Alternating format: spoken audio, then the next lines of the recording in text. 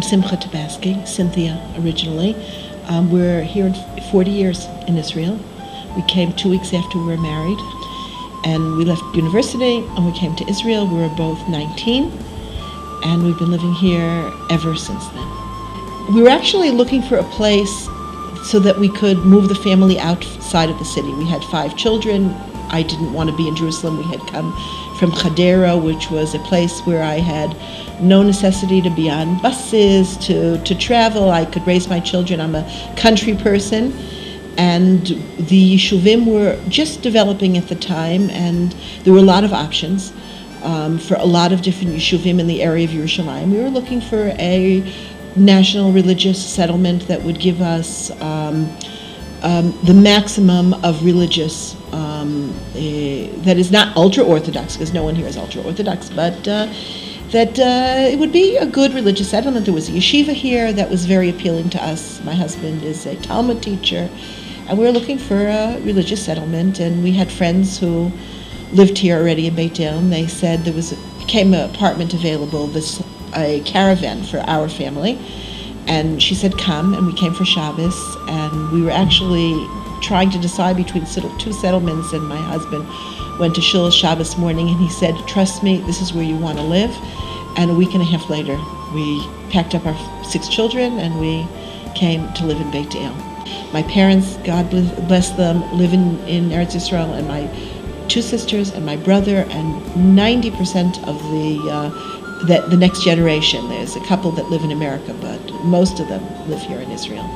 We were looking for a place outside of Yerushalayim. We wanted a place that had a yeshiva, like I said, and there was absolutely no objection or no question in either of our minds that it was as natural to move to Beit El as it would have been to Tel Aviv if that had been the option, or any other place in the country.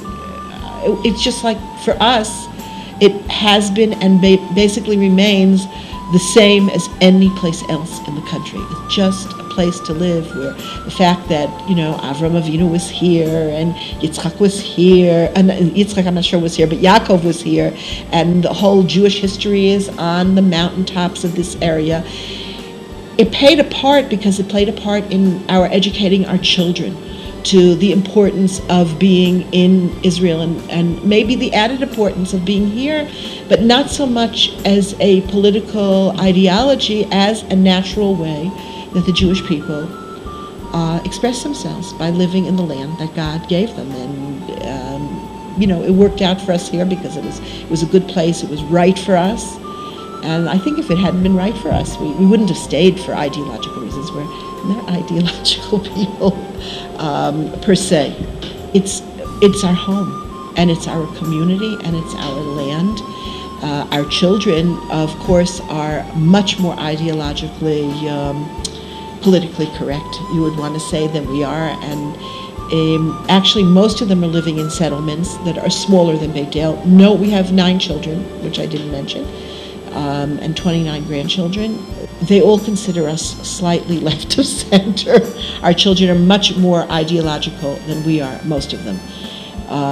But because that's more their education. We were brought up Americans, and Americans, I think, have to a great extent, at least our generation was less ideological.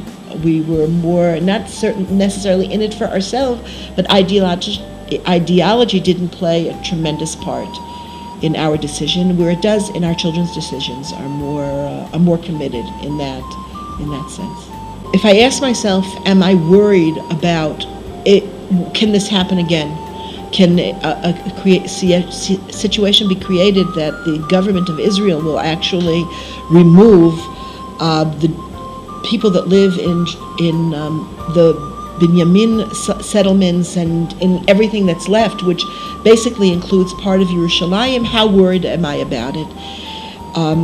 I don't have a good answer because I first of all don't allow myself to think about it, because I'm really extraordinarily busy in my own life.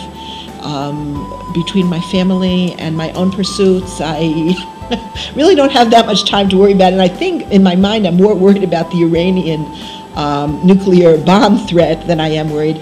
So that when it comes down to the bottom line, people will know that there are really people that live here and not just houses that were put up against someone, because most of the areas were free areas. Most of the areas are not on Arab territory. Nothing was doing here before 67. It was empty.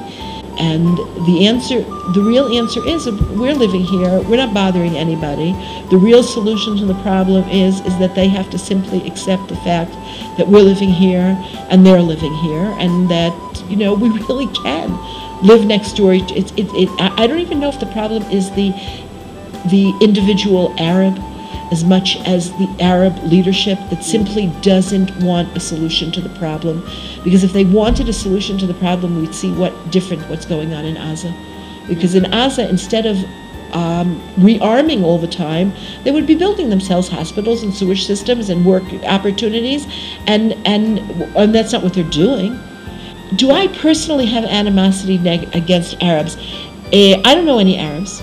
I am a little uncomfortable sometimes when I see them get on the bus because of past experiences. The memory of what went on in Jerusalem during those few years of bus bombings doesn't go away so fast.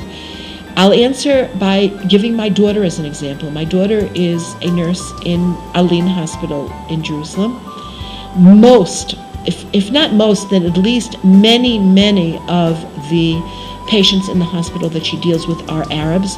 Some of them from Gaza, some of them from things that we did, that we take the children and bring them in, whole families, to help them recuperate and rehabilitate as well as possible. She works with Arabs. She talks to Arabs. She has no animosity towards Arabs at all. She grew up in the settlement.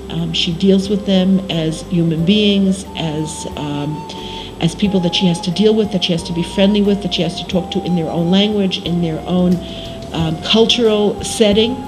And she has never expressed to me that it's a difficulty for her.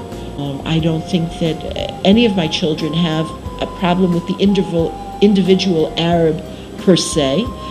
That we're scared of them a little bit, I think is, legitimate, because they've done plenty to make us scared of them. But more than that, I don't see any hatred.